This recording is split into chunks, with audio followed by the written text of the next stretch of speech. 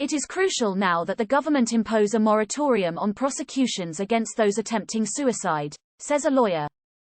Speaking at an online forum organized by the National Coalition for Mental Wellbeing today, Ramachelvam said a moratorium on Section 309 of the Penal Code, which criminalises suicide, would be especially important amid the COVID-19 pandemic, which has seen an increase in the number of suicides recorded.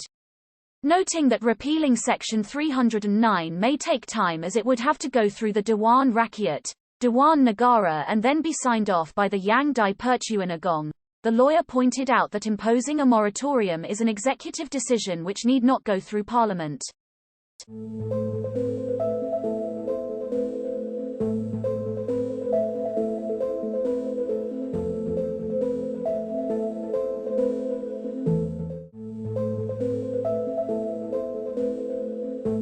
He also called on the government to use the moratorium period to utilise provisions under Section 10 and 11 of the Mental Health Act 2001, which empowers the police, social welfare officers and the family to bring a person who attempts suicide for psychiatric evaluation.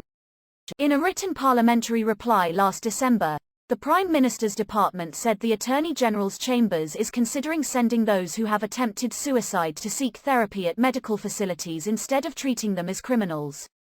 It also said the AGC was studying laws related to suicide attempts. Ramachelvam, a member of NCMW's decriminalisation focus group, added that the coalition hopes the government will expeditiously table the relevant legislation in Parliament to decriminalise suicide and to withdraw all pending charges under Section 309 of the Penal Code.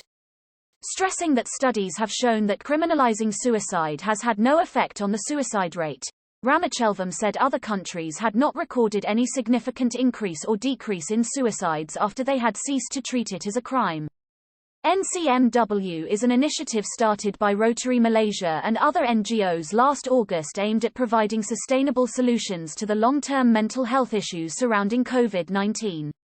Last week, Criminal Investigation Department Director Abdul Jalil Hassan said the nation recorded 468 suicide cases from January to May, an average of 3 suicide cases every day. He said there were 631 recorded suicide cases in 2020, and 609 in 2019. Meanwhile, Befrienders KL Chairman Justin Victor said research has shown that for every person who dies due to suicide, there are at least 20 others who have attempted it.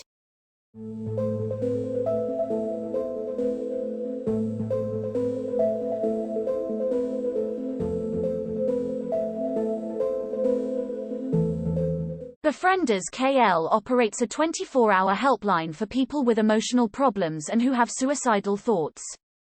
In a recent interview with FMT, its publicity director Adi Ayadali told FMT that its helpline received 10,412 calls from people who were distressed and needed emotional support from March to May this year, a 50% increase from the 6,858 calls it logged during the same period last year.